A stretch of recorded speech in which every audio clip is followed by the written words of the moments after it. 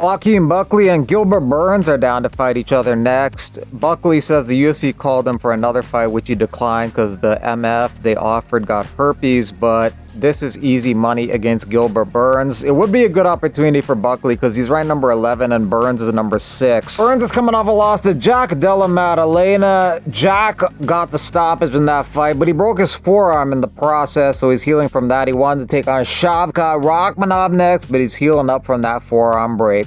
Colby Covington recently told Submission Radio he's not interested in the Ian Gary fight. He's more interested in taking on Bilal Muhammad or Charles Oliveira at welterweight. Doesn't really make any sense. Bilal Muhammad's waiting for a title shot forever. He's not going to fight Colby. And Charles Oliveira's a 155er who just lost to Sarukian. Bill Algeo versus Duho Choi, July 20th. Duho Choi fought last year against Kyle Nelson. It was a draw. Algeo's last fight was actually against Kyle Nelson too recently. He lost that via TKO but protested the stoppage. New day for Masvidal versus Diaz, Saturday, July 6th. Probably go with Masvidal by decision in that one. Also on that card, Avila versus Pettis. 2 days for the PFL cards in August. August 2nd, Nashville, Tennessee. August 16th, Hollywood, Florida. August 23, Washington, D.C.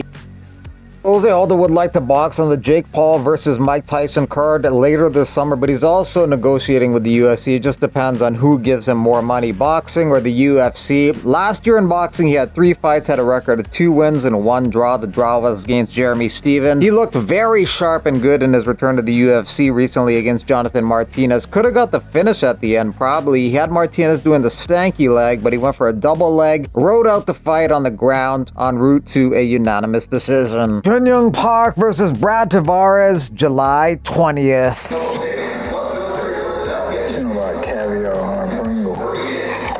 Aaron Till's not impressed with Mike Perry's BKFC wins. Probably the most impressive one was MVP. The rest are less impressive. Alves is over a decade out of his prime and he's 40. Alvarez is more of a 155er. Luke Rockhold's not really a bare-knuckle boxer. Julian Lane is around a 500 fighter. Nonetheless, Perry's undefeated in BKFC. If he fought Darren Till, I'd pick Perry to win that fight. Nonetheless, the BKFC organization should pursue that one. That'll be an entertaining fight and an entertaining lead-up.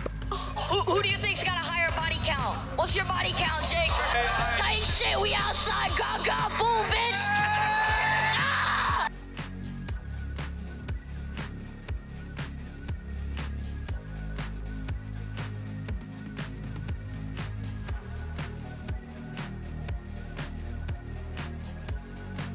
Shouts on my new on screen, but Ice Wallow Come.